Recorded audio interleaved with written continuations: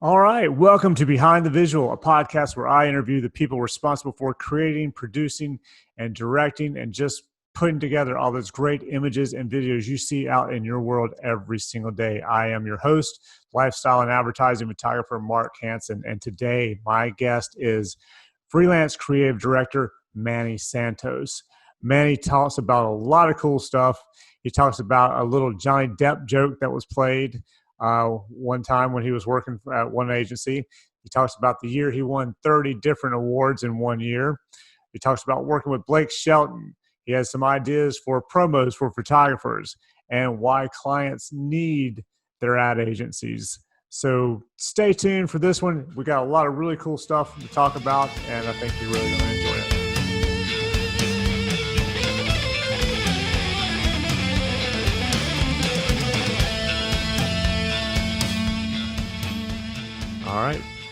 All right, Manny. I'll tell you what. Why don't you let's start off with just figuring out tell us how you got into this whole thing. How you became, a creative director. Was it some kind of deal where you were creative as a kid and it just went into something else and that led to the creative director, or did you at some point just go, hey, that's what I want to do, and you saw somebody else do it, or how did it come about?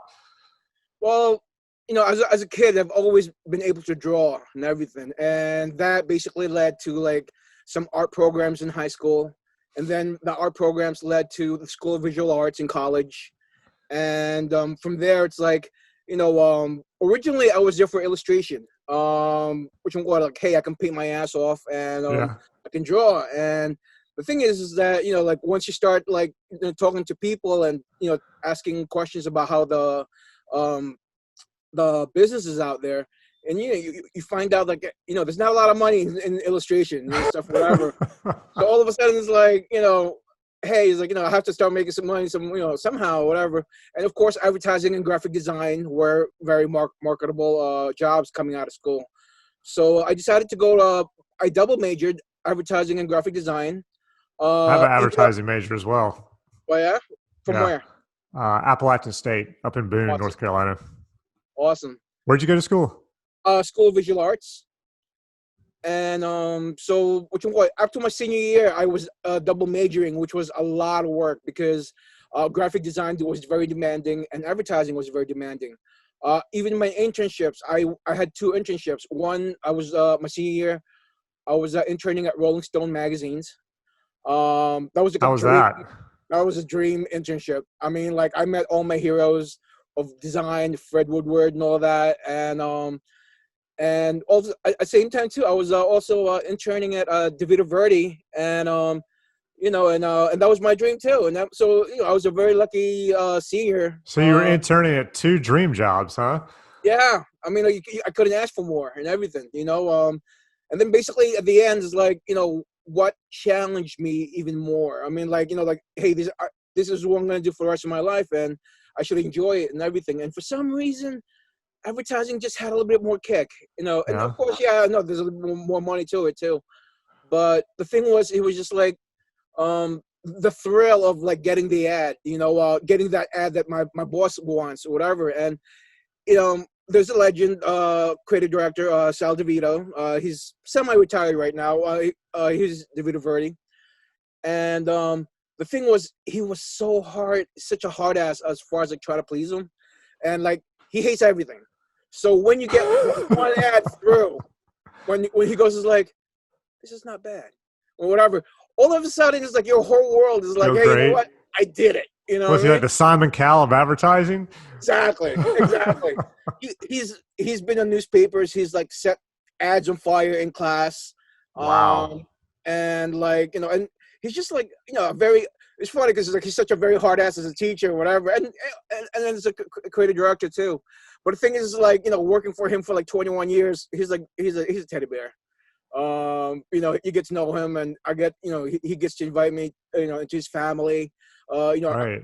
became really, really close friends, and like one of my highest honors was it was his 70th birthday, and he invited me upstate to meet his whole family and like lots of people, whatever. And he would go around telling is like he points to himself and goes Bill Belichick, and points to me and goes Tom Brady. And I'm like, That's great, man. that's the highest honor I can ever get from him. Again, it's like it didn't take like overnight. It wasn't like it took a long time to get him. That kind of a thank you or approval from him. Trust me, this is not. I love him to death, but he's not the type of guy that will pat you on the back for a good job. That took about 21 Right. years for him to do that and everything. So when he considers me that way, no, it's just an honor, and it didn't come easy. I work my ass off, and no matter what I do, whether I work in a mall or whatever, your parents, taught you like, hey, look, just do your best in everything that you do. So I mean, like when I was mopping the floors, hey, you know what? It's the best floor you have ever seen, and whatever. If when I was making sandwiches, like in a fast food place, it's the best sandwiches you'll ever get, whatever. And the thing is, like in advertising, I was always like the last one out. I left like 2 o'clock in the morning almost for 17 years. I mean, Oh like, wow. and I was just trying to prove myself. It's not that I'm slow or whatever. It's just like, hey, it's like, again, it's like with my boss. He always, like, not only once you have an ad, whatever, it's like you never settle for that ad. It's like Right. it'd always be better. You know what I mean? And Yeah. all of a sudden, it's like I'm, like, hey, I could go home, I could go sleep, I can go whatever. But then it's like, there's always that. You can always be better. You can always be better, and whatever. And he raised us so competitive that, like, each team.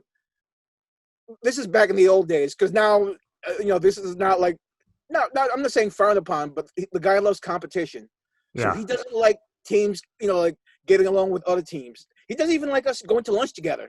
Like that's how bad it was. But the thing is that so all of a sudden he gives us an assignment, and he wants each team to do their very best to beat the other teams, and hence me 2 o'clock in the morning when everyone's sleeping, I'm still at the office, and and again, I was just trying to prove myself, and to the point where finally, oh, this is a long-ended question. I'm gonna answer, Oh, it's fine, but man. Keep on. but finally, I think it was my 18th year or 19th year, I finally became a creative director. I was doing 90% of the print work that was coming out of there. I've won in 2007. I won like over 30 awards in 1 year Wow, and dude. everything. Wow. And I've had that title ACD, it says Associate Creative Director title for a while. And I just went up to him and was like, hey, you know what? It's like, I'm in charge of like 7 accounts, and I'm like, and plus I'm 90% of the work that's coming out of here, and I'm winning like a ton of awards for you guys. I want the creative director title. I even told him I didn't even want the money. I just want the title and everything or whatever, which is stupid. Dumbest thing I ever said, whatever. But I just wanted the title because, for a time being, our agency, well, it still has a little bit. We have a name for ourselves. Duda Verde was an award-winning agency, especially in the 90s and everything. And so just to have a title saying that I was once creative director of that place, it was just like, like that was my dream come true. Right. You Wow, know? man. It took a while to get there, but I guess it's one of those things where when you get it and you get the title, but you even more, I guess, so you get the approval of him, it means a whole lot more than somebody who's just constantly going, oh, that's great. That's great. Nice work. Yeah, Keep going. exactly. Yeah. It's wonderful. Exactly. Yeah. So as long as you have that mental ability to continue on and not just say, I'm out Yeah. and take off. Oh, Yeah. hey, don't get me wrong. There were many times you were like, man, am I doing the right thing? But is it really all worth it? But in the end, it's like, hey, you know what? A lot of my peers respect me. Again, what I did was not easy. Nothing was handed to me. I had to work my way from being the intern to the creative director. I mean, like that's not an easy task, especially in No. that place. So, So how long uh, were you there total? Internship and creative director and all that? How long, how many years total? uh, walking up the ladders, about 21 years Wow. in one agency. And that's the thing too. It's like once I started like interviewing somewhere else because I need to move on. I had to leave the Yeah. nest, whatever. Everyone, the average stay in an advertising agency for most people, 4 or 5 years. You go Right. to an agency, you try for 4 or 5 years. It's like, hey, you know what? Did my thing. I would like to get more money. Go somewhere else. Boom. stay there for another 4 or 5 years. So when I started interviewing and people started like, "You've been here 21 years?" And everyone was like, "Yeah." And it's like, and hey, look, says loyalty, if anything. Oh, Um, absolutely. it goes both ways, good and bad.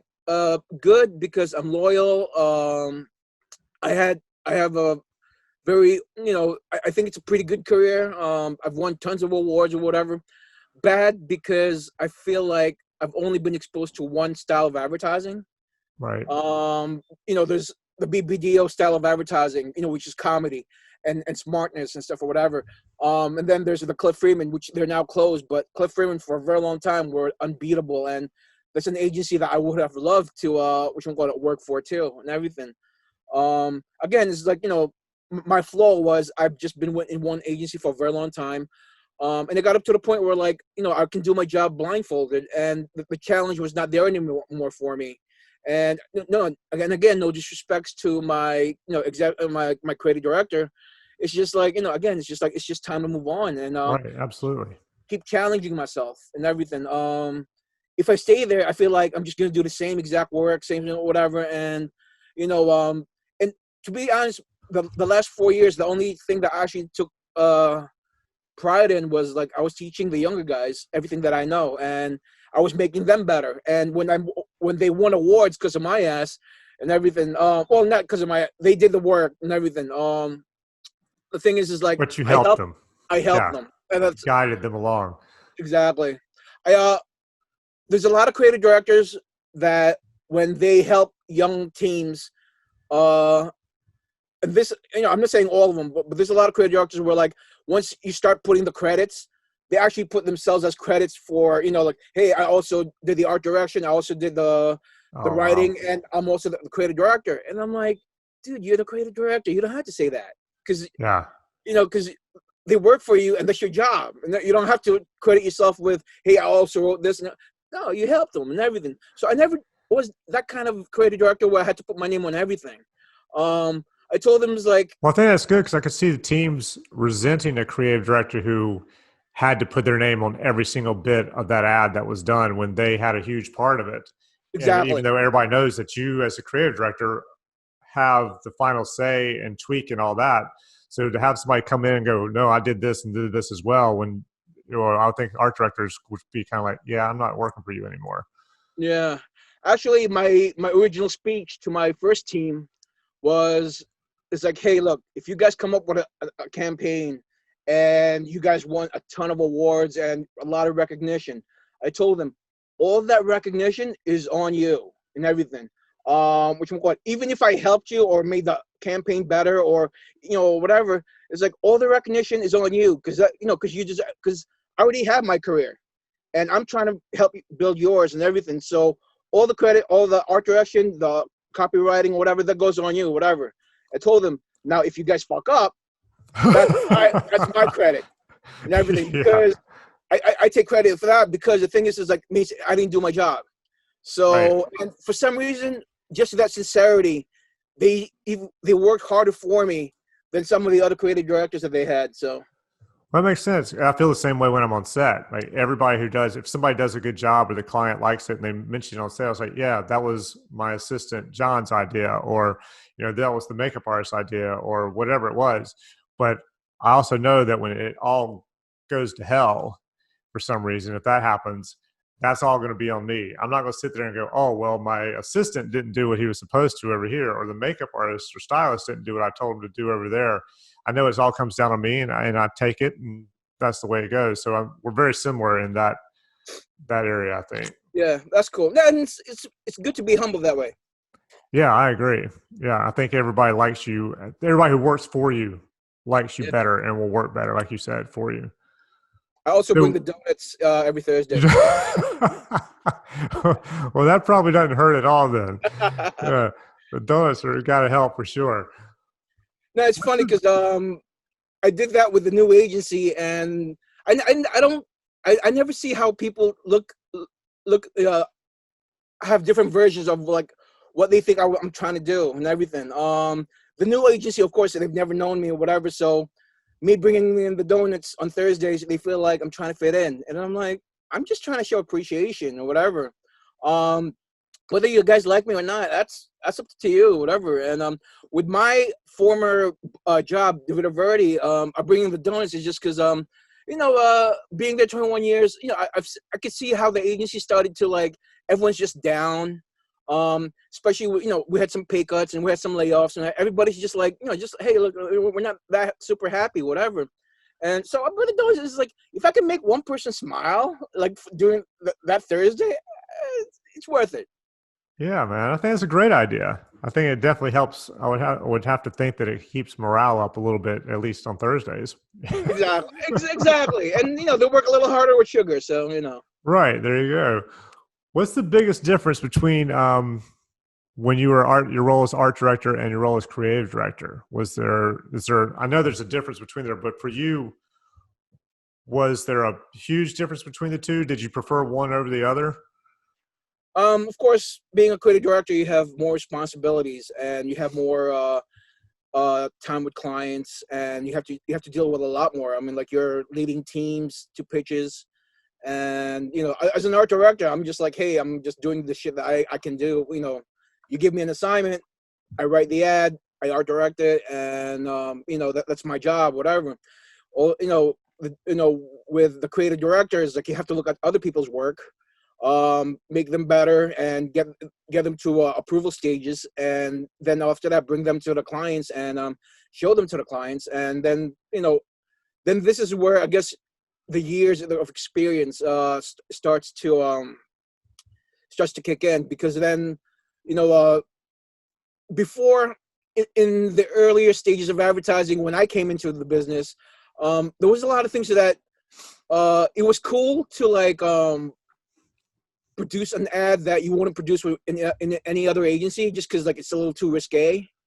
And and hey, we've been guilty of it. We've done it so many times where to the point where we've actually lost clients and everything. And so now the maturity is to make sure that you find a balance where like, hey, we can do a little bit more risque, but at the same time not piss off the clients. So then that's the thing that I have to start. Well, I learned and everything, but it's hard to master because of course the clients they want the more soft safe work and everything, and they just want to get like like a little recognition, get people to get click on their sites a little bit more, and or whatever the product is, just to be bought or to be recognized or whatever. And then and with my former agency, David Verde, we always do like the shock factor, or like like, oh my god, I can't believe those guys just said that. And I've gotten so Right. many letters and so many like whatever is like you should get fired, whatever. And it's just just we're just trying to have fun. And but now too, it's like I'm 45. It's like I'm not a kid who came out of school anymore. So I know some things fly and some things don't. A lot of things don't fly. Yeah. So you just gotta like find the balance, and just again, it's just like make sure that you do it for yourself, you do it for the company, and you do it for the juniors and everything. So Tell me about a client that just lets you guys just run free and do your thing. so we have a client, Legal Seafoods, and Roger, the CEO, Roger Berkowitz, is such a great client. You could never ask for a better client than Roger. He just lets you do whatever you want, and so he knows our style. He knows that we're attention grabbers. He knows that we do a lot of risque stuff and whatever. And the guy he just wants us to do it. He's the type of client that he loves to get letters of complaints. Because he knows that when that happens, people are noticing his brand and everything. Which one?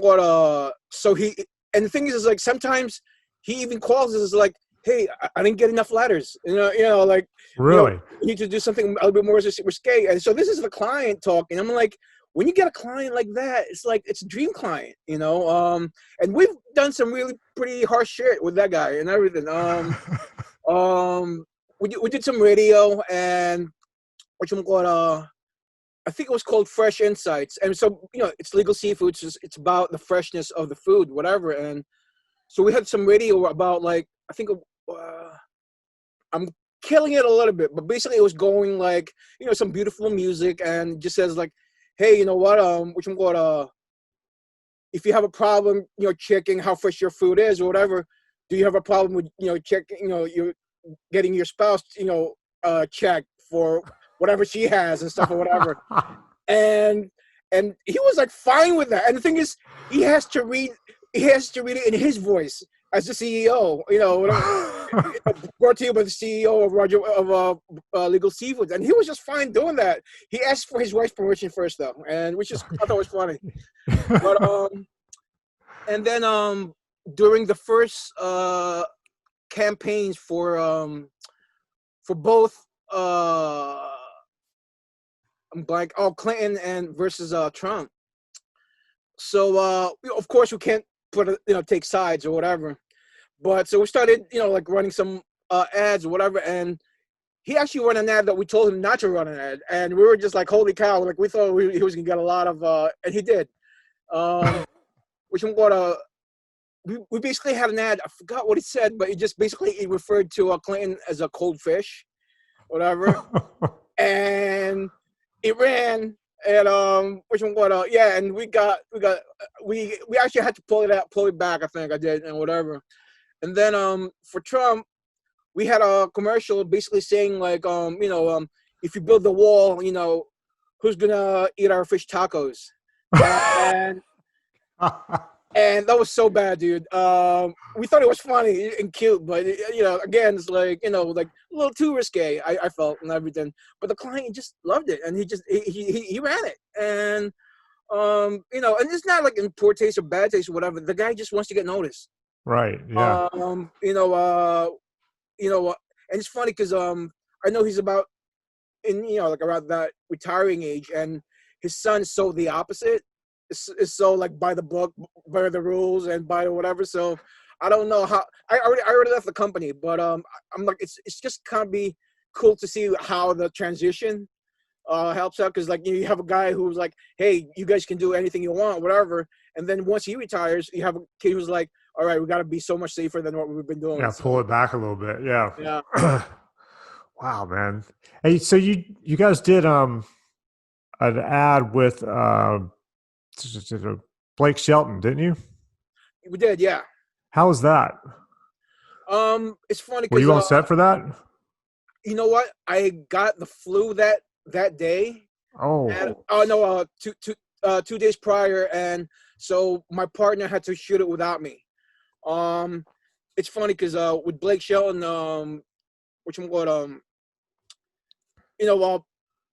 prior to like getting connected with him on set, whatever, his representative gave us all these rules, like we can't talk to him, you can't say hi, you can't do this, you can't do that. We're trying to sell like I think gold toe underwear or something like that, it or was something. Gildan. I think it was Gildan. Gildan.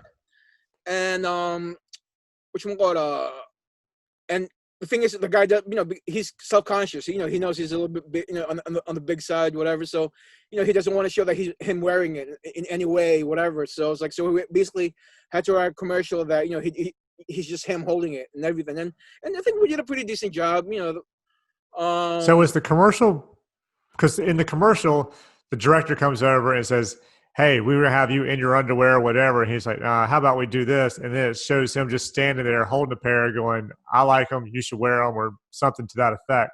Yeah. Pretty much real life on this whole thing. Did you guys like, hey, we want to have you in the underwear? And he's like, yeah, that's not happening.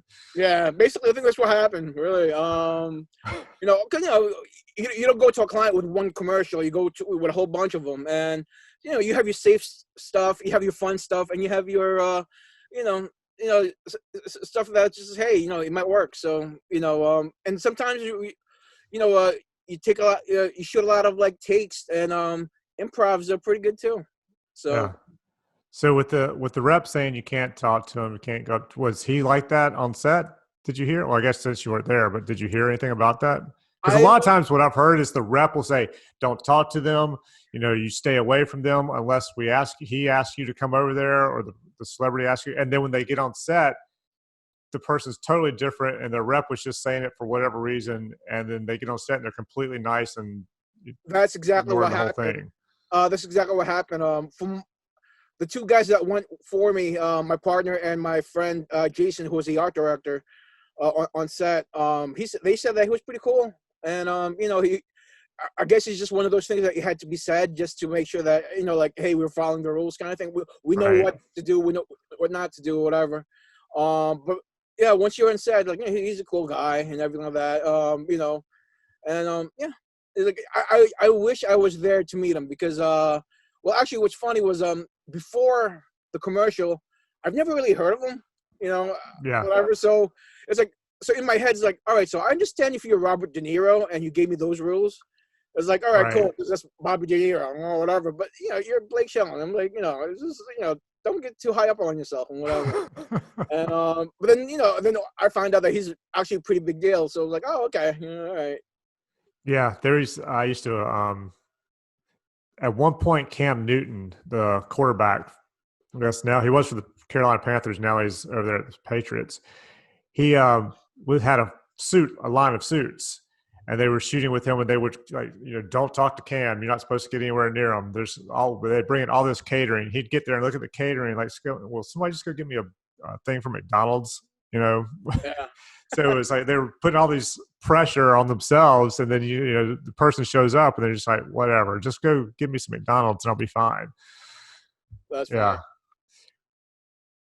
fine. So tell me, when it comes to hiring photographers, directors, that kind of thing, do you always go with somebody you've already known? Do you take suggestions from people? How do you find anybody, the photographers, the directors, anything like that? How do you find those people?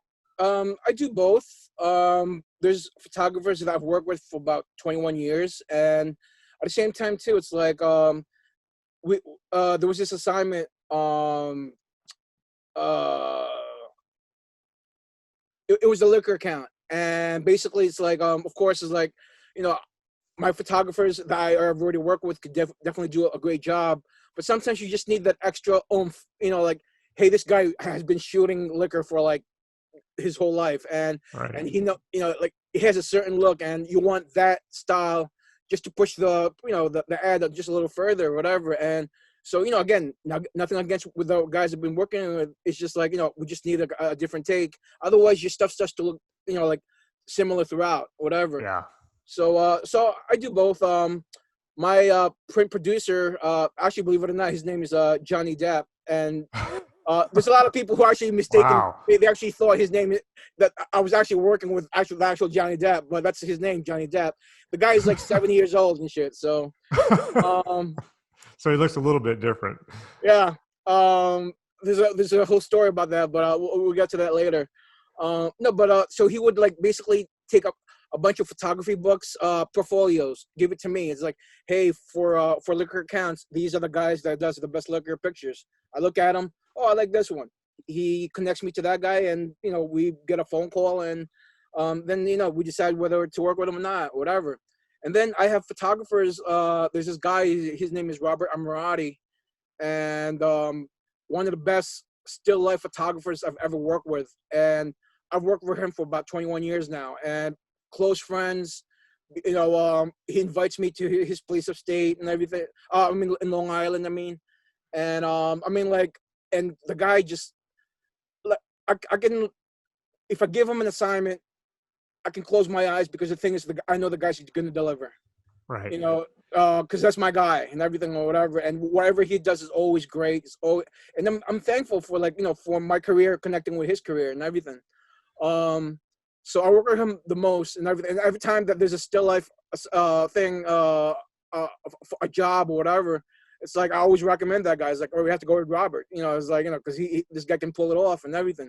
And every now and then it's like, I've been like asked, like, you might want to try other people too and everything, and I've done that. And there was a time when I tried other people, they messed it up, and then my friend Robert, which I'm going to decides to, like, hey, I'll do it. I'll like shoot it right, and I'll do it for like close to nothing. And you could never find another photographer that like that. Yeah. That's such a great guy. Oh yeah, personality wise, he's like the most amazing guy too. He's just like a very upscale, just like Italian, old school, like, curses a lot, but just like he's like one of the smartest people you've ever met and everything, and I love him. So That's good to have that kind of relationship and to have that photographer there that you know that you can trust to just go out and do it. And you don't exactly. have to worry. I'm sure that takes a huge load off of your plate and off your conscience Hmm. when you have that. You talked about bringing in books.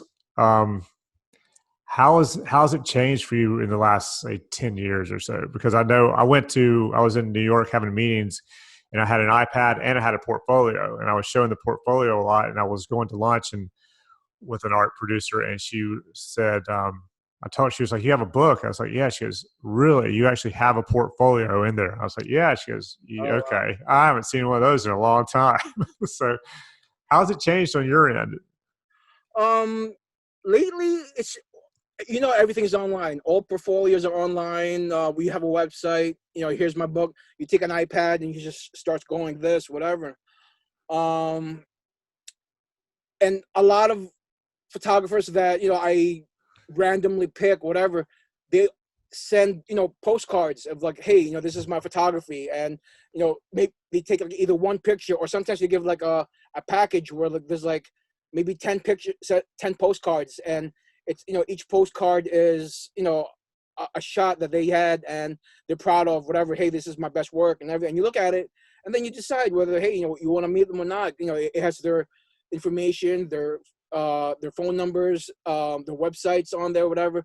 And that's how we've been doing it lately. More nowadays than an actual book and everything. And I've actually was working with one of my former creative directors, the last one. Sorry.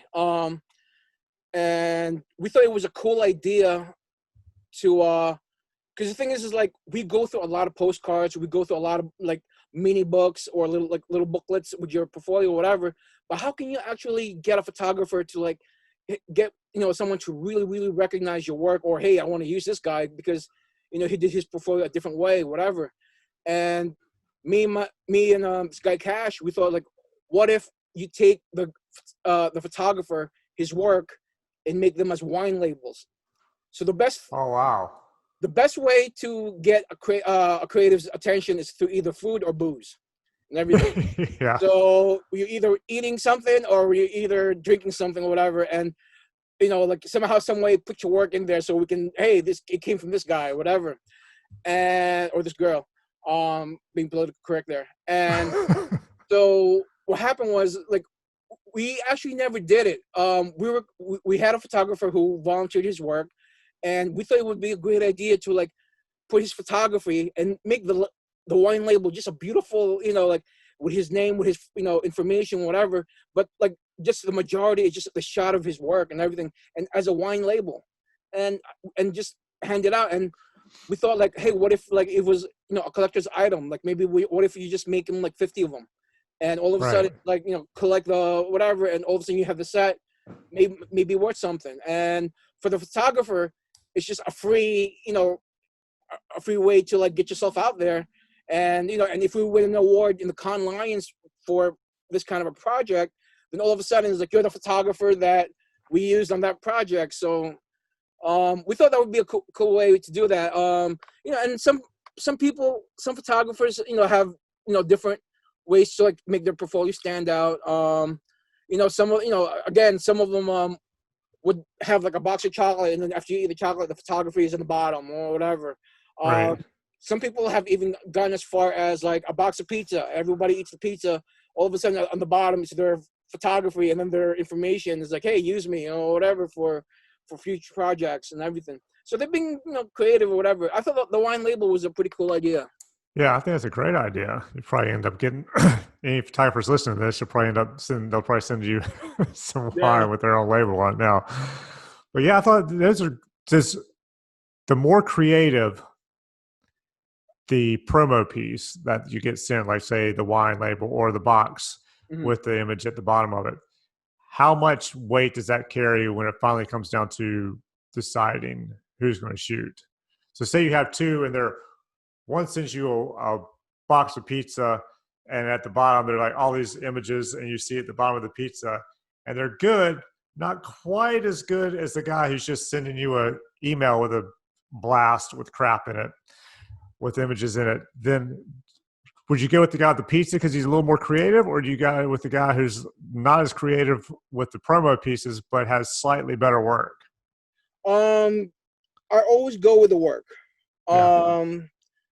It's just because hey, look, we just have to work smarter.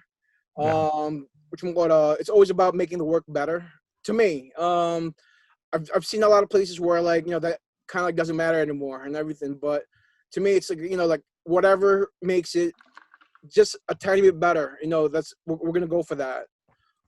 That's how I was raised in this business, and I hope that I stay true to that for as long as I work and everything.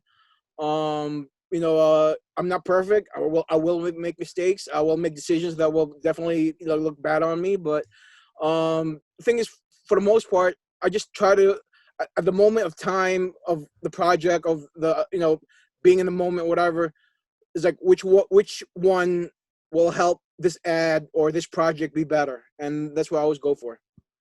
Yeah, I mean that makes sense. I can see, I guess, but I guess the way the promos work, if you have great creative promos, if you have really great work, and then it gets your attention, and then it helps. But I guess if you have so work, maybe it gets your attention of some place that's just looking for a cheap photographer, and they like your promo. Your work's not great, but they like the promo. They just need somebody. You're the cheapest, and you can maybe start working your way up and get better quality images. Exactly. I don't know exactly how it would work, but maybe that works out for some people. I guess we'll see. Thing is like especially nowadays, advertising had a big turn. There was a time when people wanted to pay for photography. There was a time when people wanted to pay for commercial shoots and whatever. And now, I feel like everything is being done in the cheap, and nobody cares about what it looks like, whatever. And it saddens me because it's like you'll have a great idea, and just because there's not enough money behind it, all of a sudden the great idea becomes an okay idea and Right. everything. And um,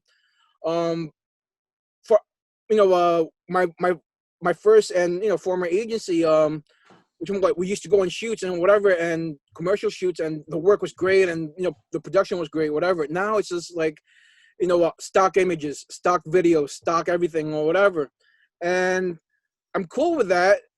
But the thing is like, what if for 2 years that's the only thing you've been doing, and all of a sudden I'm just writing scripts to originally for to existing footage already, and it's Right. like it takes. I actually had a talk with my president and my creative director. It's like the moment you tell me we can't shoot anything and we have to use stock, whatever, you already killed like 90% of our ideas and everything. And hey, look, it's like, and the thing is like, you know, I also have to understand it from their point of view. What can we do? The client's not going to pay for anything. Yeah. So it's like, again, now that here comes the maturity on your part. It's like, do we do like the great creative stuff that we want to do, but what's the point of writing that if there's no money behind it? Or just do what they ask for. It's like you take footage and you just write to it, and then all of a sudden your passion starts to Yeah. I can go see down that. go down a little bit. It's like, oh, we're doing another footage commercial. Oh, footage commercial. And it started to like we went from 30s and everybody loves doing 30s. All of a sudden it's like, because of budget cuts, oh, we have to start doing 15s, and everyone complains about doing 15s. It's like, why can't we do a 30, whatever? And now we're just doing footage. Now we're dying to do 15s, and Right. it's like but and again, it's just like I wish because the thing is too with the rise of advertising in the internet, on the web, whatever, advertise on Facebook, or the videos, YouTube and stuff or whatever. The thing is like so many people, so many agencies are like, and especially like just people on their own. Hey, you know what? For the price of the money you're gonna spend for one commercial in an advertising agency, I can give you 4 or 5 commercials for no money Yeah. or whatever. And it's like, I could do it with my with my phone and with cuts and my home, whatever. So all of a sudden those guys are killing the big agencies and everything, or the bigger agencies. And so all of a sudden it's like we have a client. We're like, hey, can you guys do this commercial for this amount of money? And we're like, no, that's impossible. It's like, that's barely enough to pay the director. And there's like, oh, there's this guy, whatever. And he goes, he could do it for a whole lot less. Then all of a sudden, it's like, then we have to say yes Yeah. because we don't want Yeah. to, lose that money. And so that's where the business is going to right now. Not too happy about that, but it's like one of those things. Like, what can you do?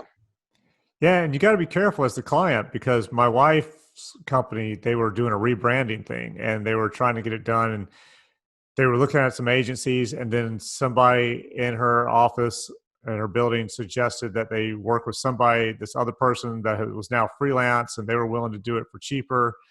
And when it came down to it, they ended up, the rebranding took probably 3 times as long. It took probably almost 2 years to get it done. It took the final stuff, my wife's COO, and she didn't like it. So they ended up having to redo some of it to the point where they finally took it away from the person who was doing it and just did it all themselves. Yeah. And my wife and her assistant just sat down and they started cranking out all kinds of stuff, especially social media stuff that they would have been paying a ton for.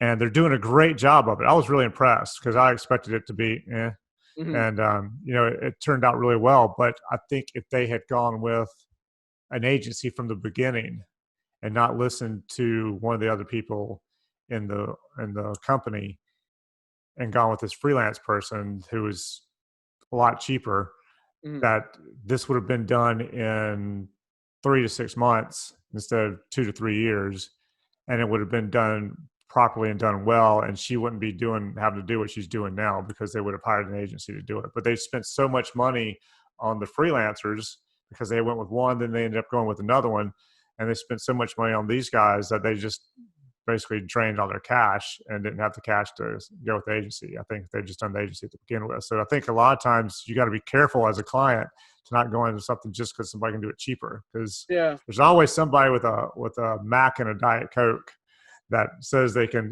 do it for a quarter of whatever the agency's doing it for. But then a lot of times you end up getting what you paid for. Yeah.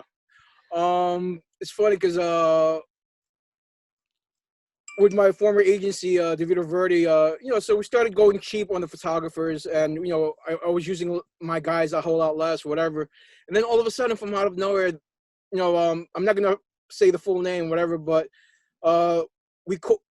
they call him $75 Steve, and for $75 he'll shoot anything basically. And um, and the thing is like that's what you get. It's $75 worth of work, and it's just like And there was this quote I actually recently saw, and I thought it was a very powerful quote. And it just says, "Good work is expensive. Bad work is even more expensive." And Yes. basically, what it is like what it costs you in the end, to like because of the it came out terrible, and Yeah. you try to fix it. So it's like I thought I was like, wow, that was pretty cool. Cool No, it quote. makes sense because either you got to fix it and spend more money, or you go ahead and put it out and it hurts your business. Yeah, So either way, you end up losing money by going with cheap work yeah. a lot of times. So when you're looking at photographers and directors, do they need to have a rep, an agent?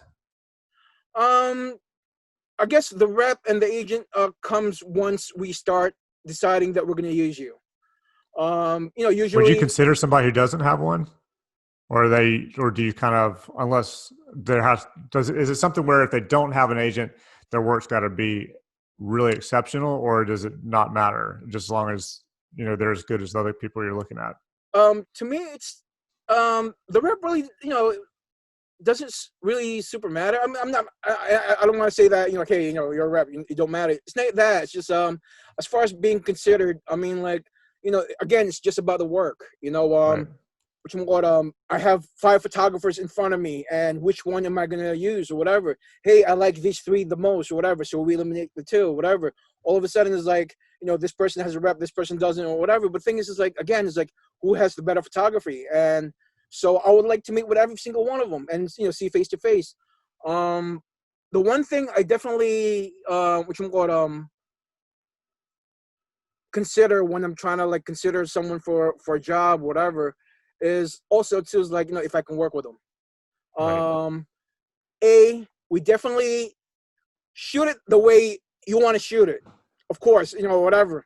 But at the same time, have the little bendable, shoot it the way I'm asking for you to shoot it. Well, you're paying for it. So they Yeah, should. I've always felt like, and I've said this, probably anybody who actually listens to this podcast more than once or three times has heard me say it, that I'm there to make you look good. yeah, You hired me. My job is to make you look good, so you look good to your client. So hopefully you come back and hire me again. yeah, But if you want me to shoot something, that's what I'm there to do. I shoot it. If I don't like it, I'll tell you, hey, I don't think this is going to work because of this. And if you go, well, maybe, but I still think it would be good, I'm going to be like, okay, and I'm going to shoot it, and I'm going to shoot it the best I can shoot it. So hopefully you're right and it comes out the way it's supposed to.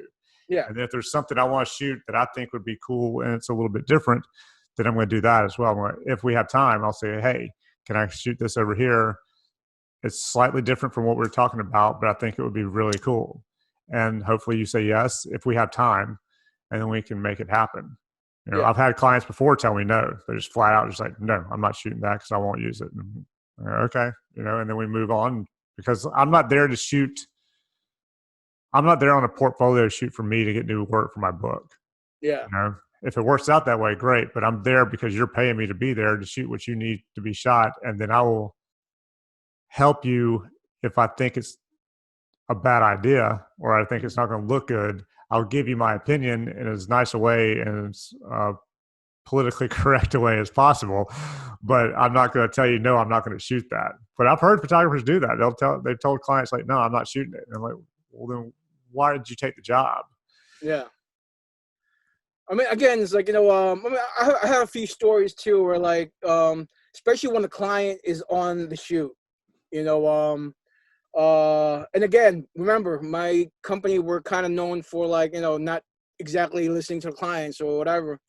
And so they're on the shoot, and the thing is like, they always ask us is like, oh, could you just make sure that this is covered? And again, back in the old day when we were a little bit more, risque or whatever, we would like talk to each other. The creators were like, we're not shooting that. It's like, and the reason why we're not shooting it is because once they see their option, like shot, whatever, then hey, we want our option instead of the option that we want Right. and everything. So it's like, but by not shooting it, we don't have that. You have our option or whatever.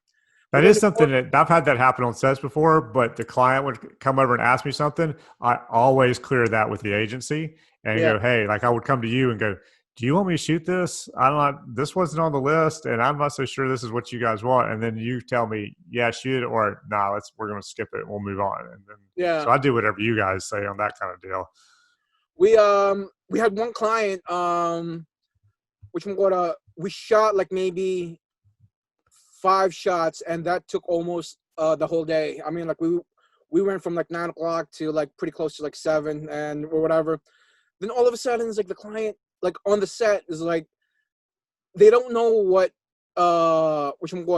it takes to do a nice still shot photography, whatever. The lighting, the setting it up, the all the people just to like prep the work for the shot, whatever. They don't understand that. And one of the clients was like, oh, what if we just had like like 2 people like 2 hands holding the socks and just take just take a picture right now, whatever. It's like, you don't do that. It's just like, you can't just like, hey, take my camera and just Right. you're holding it and I'll shoot it right there. It's like, I mean, if that's why did you even hire us in the first place and everything? It's Yeah. like, no, it's like we have to have a hand model. You have to have this, you have to have that. They don't understand that. Right. And so all of a sudden it's like, of course the vendor mad at us, because we didn't agree with them, whatever. So, but then at the same time too, it's like, this is where the agency has to teach all, it's a give and take. You have to teach your clients, hey, you know what, this is the proper way to do it when we're on the shoot, and what you just did is not professional, it's not whatever, blah blah blah. And we know you're the client, we totally whatever, you're the highest person in this shoot right now or whatever, but at the same time too, it's like we're trying to do our job for you the right way, and what you're asking us to do is not the right way. So Well, I think that's good because sometimes clients need, because I think, like you said, they'll say, hey, just hold this out and shoot this. and then they don't realize all the other little things that went into it. So say in their head they see this shot and it looks cool, but they didn't realize that the person you have holding it has got their knuckles are just all beat up, or their fingernails are shredded, or whatever it is, their hands are dirty, and the product hasn't been styled properly, and they don't think about all that kind of stuff. Yeah. Because they just think of what it's going to look like in their head, and they just think you can shoot it and it'll look like that. Where, like you said, you're going to need a hand model for that shot, or you're going to need somebody to style the product for it to look properly. Yeah. So I think it's good to have somebody like you on set to take care of it. All right, man. Tell you what, we're coming up probably on about close to an hour here. So total. Tell me, what's the strangest thing that's happened to you on set? The most interesting, strangest thing that's happened to you in this business, I guess, really. It doesn't have to be on set. It could be just in this business that's happened to you. Strangest thing. Oh my God.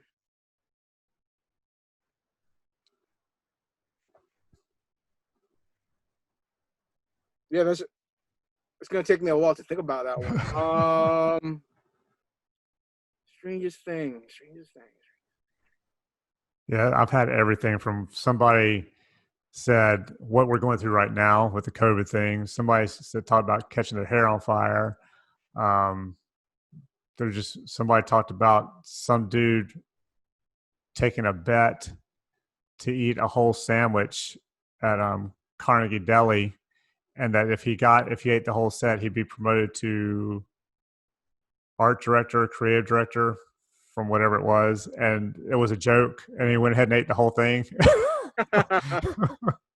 And then he was mad when he found out that the owner of the agency was like, "I was just joking. I didn't mean," because the sandwiches are like this big, so they're huge. There was no way he was going to eat the whole thing. Actually, it's funny because now this goes back to the guy that was telling you, my print producer, Johnny Depp. Oh yeah, Johnny Depp. Yeah. So what happened was, I told you, I work with this guy, Robert, and we've known each other for a very long time. And so, and Johnny Depp, of course, worked with him a lot longer than me because, these guys knew each other, while I was still in school. And so Robert told me there was a time when I guess his phone was on the table and it rang. It was, Johnny Depp calling him just to like talk some, things about whatever. And his daughter, teenage daughter, sees the phone and it just says Johnny Depp. So she starts freaking out. It's like, oh my God, my dad knows Johnny Depp, whatever. And so all of a sudden it's like, and all of a sudden it's like my friend, the photographer, plays it along. It's like, yeah, no, we've been working for a very long time. And which one? What? I was like, yeah, he's coming over Friday, and he's bringing Manny, and because we're going to shoot here we had to shoot something over his house and everything. And all of a sudden, so she gets so excited, and she starts calling her friends. It's like, Johnny Depp is going to come to my house, whatever. And so all of a sudden, it's like, she like, and then the word starts, through the whole school and whatever. God.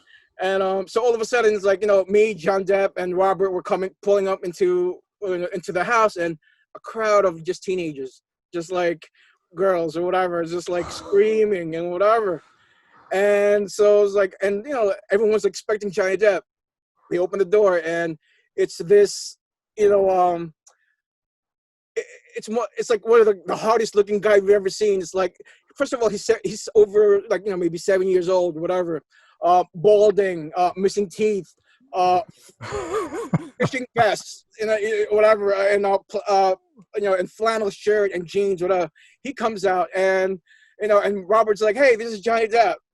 And then it's like, and then the daughter was like, it's like, you've been carrying on this joke for like, wow, that's wrong, man. And, whatever. And this is like prior to the shoot. So it was like, so everyone was like, and the kids were like, oh my God. It's like, and some people appreciated it. A lot of kids didn't, whatever. But I thought that was pretty funny. That was great. God, yeah, my daughters would kill me. Yeah. Yeah. She was like, you couldn't just tell me it's a guy with the same name. You could have just, Right. you know, for like she was like for like over 10 years. I thought you were working with Johnny Depp. 10 years. Yeah, Oh my god. it was like you just let me think that you work with Johnny Depp. And I'm like, oh my god. I was like, I do work the original Johnny Depp. Dude, that's amazing. Holy crap, that's funny.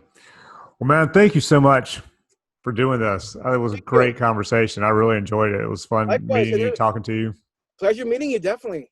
Yeah, man. So tell everybody, how can they get in touch with you if they're looking for, because you're looking for a gig, right? You're freelance right now. You're looking for a I'm full time freelance. thing.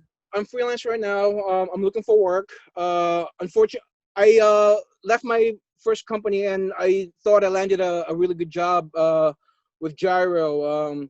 Unfortunately, there was a little racial profiling a little bit. Uh, Once the corona started hitting hard, the whole agency was sick. Not with corona, just the flu and everything. right. And everyone was sneezing, everyone was coughing. And then they sent the only Asian guy home and told me not to come back unless I have a doctor's note saying I have corona.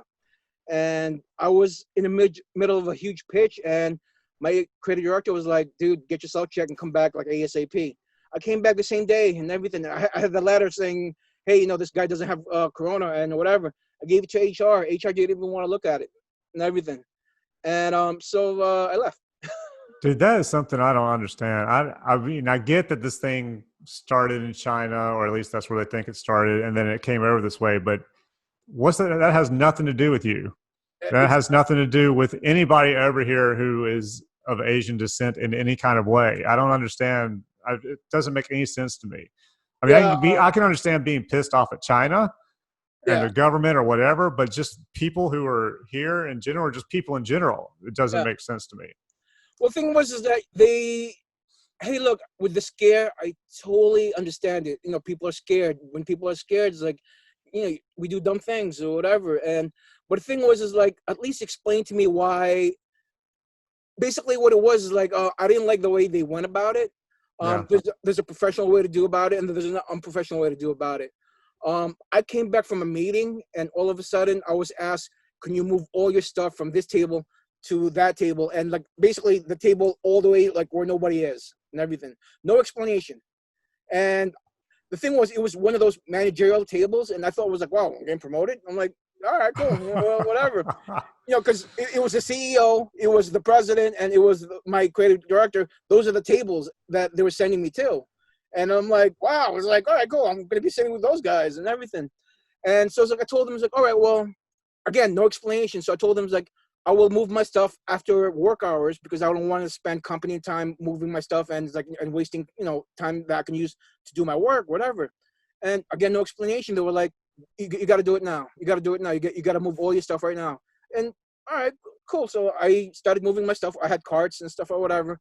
And then once I'm there, all of a sudden it's like they go like this. It's like yeah, you have to go home. You have to pack up your stuff and you have to go home. And I'm like, I asked him, can I ask what this is about? It's like, well, we'll tell you once you're by the elevators, whatever. And I'm like, what? Okay. So like, I pack up my stuff and whatever. And then all of a sudden, it's like, once I'm in the elevator, then HR finally came up to me. It's like, what, are you feeling well? I'm like, yeah, why? It's like, well, there's been people, talking, kind of complaints or whatever, saying that you've been coughing for a long time. I'm like, half the agency is coughing. Whatever. It's like, and it goes, and they were like, yeah, but you've been coughing hard and you haven't seen a doctor and whatever. It's like, and with the coronavirus, we just like you to, just to be safe, for everybody's sake and everything. It's like, all right, I mean, I can understand that. But it's like, you couldn't tell me that from the beginning and everything or whatever. Anyway, so then I'm like literally like my jacket, my bag, whatever, elevator, and it's like, I had to go home, whatever. And this says like, get yourself checked, and the moment you get the letter saying you're free of coronavirus, you can come back, as soon as you can. So and the thing was, I was in the middle of like $1 billion pitch, which I'm going. So my creative director was like, we're like pissing his pants, and I'm like, we can't lose this guy during now, whatever. Which, by the way, we fucking won. I fucking won the fucking pitch and everything. Well, that's good, I guess. two out of the 4 campaigns, were mine, and the only TV that was in the pitch were mine too, or whatever, or were written to my campaign. So I felt like, I had something to do with that win and everything. Yeah. But the thing is that so I had to like go to the doctor, get a letter. And here's the thing that hurts the most was like I came back like 7 o'clock that night, whatever, and the HR person was still there. I gave it to her, like, here's, and I was a little mad, hey, it's like, who wouldn't be, whatever. Here's the letter, says I don't have coronavirus, read it. And they were like, no, we believe you. We don't need to read it. And I'm like, I spent 6 hours trying to get this letter. It was like, you're going to read it. Whatever. It just says, I don't have coronavirus. It's all, just read it. Whatever. It's like, no, we don't need to. And right there and then, it's like, all right, I don't think this is a perfect fit. Yeah. God. Yeah. Like I said, I don't even get it. When's the last time you were in China? Exactly. Yeah. So. Exactly. I've never been. So, and I'm a traveler, so. Yeah. Like I said, it doesn't make sense to me. I don't understand it, but I guess that's the way some people react. Yeah. So tell us, all right, so how does everybody get in touch with you? Well, either through LinkedIn. Okay. I have a website, www.mannysantos.net. All right, cool. And also Facebook. I'm on there. So okay. Through like New York City jobs, advertising jobs and everything like that. So you'll see my work every now and then. Cool. I'll also put in the description. I'll make sure that info's in there for anybody who wants to get in touch with you as well. All right, cool. Thank you. Yeah. Thank you, man. Thank you, everybody watching, listening. Like it, thumbs up it, subscribe to it, share it, all the kind of stuff you're supposed to do with podcasts and grow them for me. Thank you. And I'll appreciate it.